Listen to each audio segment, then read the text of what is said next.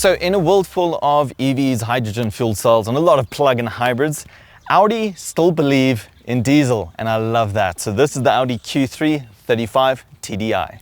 So guys, what I will say is that this is officially my first Audi press car. I finally got into the brand.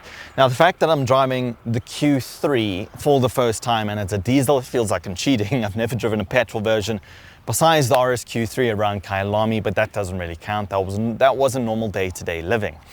Now, what makes this car so special is the engine. It's powered by a 2-litre turbo diesel engine. It produces 110 kilowatts as well as 340 Newton meters of torque. Now, what I will tell you is I personally drive a very similar car, also a 2-litre turbo diesel engine, and you have the best of both worlds with all the performance you could possibly want, as well as fantastic fuel economy too. Now, what I will say is that this is the urban edition, so the car might not look like it's trimmed out to the max. You also then get the black edition and the S-Line package. Now, the S-Line package personally is my favorite. I would always opt for it, but this still looks very good. Now, in terms of Quattro, this doesn't have it. This is purely front-wheel drive, which is actually more than you need for this. Also, if this did have Quattro, the fuel consumption wouldn't be as good and would kind of defeat the purpose a little bit. But in terms of the wheels, we do have really beautiful 19-inch wheels, and the tires themselves they're not low profile, which is great because the ride quality is just so good. It literally is absolutely sublime. So as I hop into the Q3 now, this hasn't changed. This is very much familiar. And what I will say is the seats are very comfortable. Look, they didn't look that appetizing at first, but they're actually very comfortable. There is a lot of support. Even in terms of lumbar, even though there isn't a built-in lumbar support function, it works very well. We have our automatic transmission over here, as well as you do have two really nice size cup holders, which will hold a very good sized water bottle. You also have a good sized glove compartment, which does hold my enormous cell phone. One thing I will say is that this car does have Apple CarPlay and Android Auto, although it is not wireless. I do have to plug my phone in, but that isn't really the end of the world. You do also have a wireless charging pad. Now, if we move over to the infotainment screen, it's actually really responsive. It is very nice. Of course, in this day and age with Chinese vehicles, we are used to enormous screens, but this is perfect. You really don't need more than this. This is actually great. It also reminds you that it is a car. It's not just supposed to be a computer or a cell phone or a TV screen. It's a car. You're supposed to be enjoying the drive and focusing on the road. And with how this car drives, you really do enjoy it. Now, if we move over to the speedometer in front of me, what's nice is that this is actually a fully digital driver's cockpit.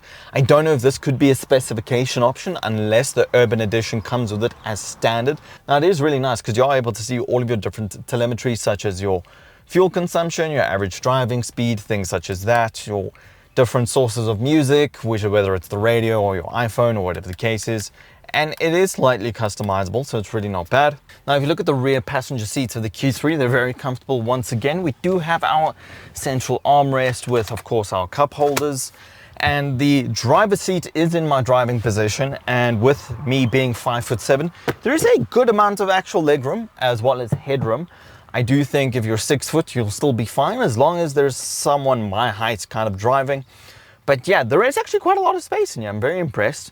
You do have two charging ports at the bottom, USB-C, and there's not much more to say, but this car is actually extremely practical. I've always looked at the Q3 as just being like another, SUV that Audi produced, but after driving this car for a week, I actually really don't want to give it back. It's so nice. It's highly underrated. I'm really starting to love this car. Now, of course, this being the Urban Edition, it wouldn't make sense if it didn't have this. So this is where you're able to, of course, open the boot hands-free. As long as the key is in your pockets, the car will know what to do. The boot is enormous. With that being said, it's absolutely huge. You could put quite a few items here with regards to school bags, luggage bags, groceries, whatever it is. And then directly underneath, we do have a space saver spare wheel. Now, we of course call it a space saver because it's not a full-size spare wheel. It's simply good enough to get you from where you are to where you need to be. It does have, I think, a speed limit of about 80 kilometers an hour though, so you can't really go faster than that. It's not actually advisable. So I have been driving the Q3 for about 5 days now, and what I will say, and it's quite interesting, I've done exactly 408 kilometers, and I've only just now used a little bit over a quarter of a tank. Now, that means the way I've been driving, my long-term fuel consumption is 6.8 liters, And yes, that isn't fantastic, but I have also been trying to see what this car is like if I put my foot down in dynamic, so it is going to fluctuate a bit. I have also been in quite a bit of traffic, so once again, but on the open road, because on the weekend I did take a nice drive out through to Pretoria, which is about 68 kilometers away for a nice breakfast, and I got as low as 5.2 liters per 100 on the highway. So, I mean, by today's standards, that's just phenomenal. I think by any standard, that's pretty much phenomenal. So in terms of ride quality, as you can tell, it's extremely comfortable, as I mentioned. The sound insulation is also very good. These are not double glazed windows, they're only single glazed windows. They don't need double glazing, if I'm honest with you. But this car is really, really good. I would definitely recommend this car to anyone who's in the market for a nice size family SUV. As well as if you are able to afford it, definitely go for it. I mean, the starting price for this car is 859,000 Rand. Now, one thing I will say is I know a lot of people are going to be probably talking about the performance specifications, because for a 2-liter turbo diesel engine, this produces 110 kilowatts and 340 Newton meters of torque, as I mentioned. Now, my personal car is a 2019 BMW X1 S-Drive 20D. So it's pretty much the exact competitor of it. However, this is the 35 TDI. There is a 40 TDI. Now the 40 TDI produces pretty much the same numbers as my BMW. My BMW produces 140 kilowatts and 400 Newton meters of torque. The 40 TDI produces 142 kilowatts and 400 Newton meters of torque. So the reality is that the 40 TDI is more likely a better comparison towards my car. This, however, is very good. I don't know if we are going to be getting the 40 TDI in the country. If we are, when, I'm not quite sure. But you don't need more than this. You really don't. This is brilliant. What I would say is try opt for this car, but maybe the black edition, or get the S-Line. That would look amazing. Or even the Q3 Sportback. I mean, that car looks bloody awesome too. Now, if you put the car into dynamic mode, the throttle response becomes pin perfect, and the car will actually accelerate from 0 to 100 in 7.9 seconds. So yes, it's not hot hatch fast, but it's pretty much enough to get you in front of just about everything else. Also, in terms of dynamism, what I will say is, interestingly enough, this car handles very well.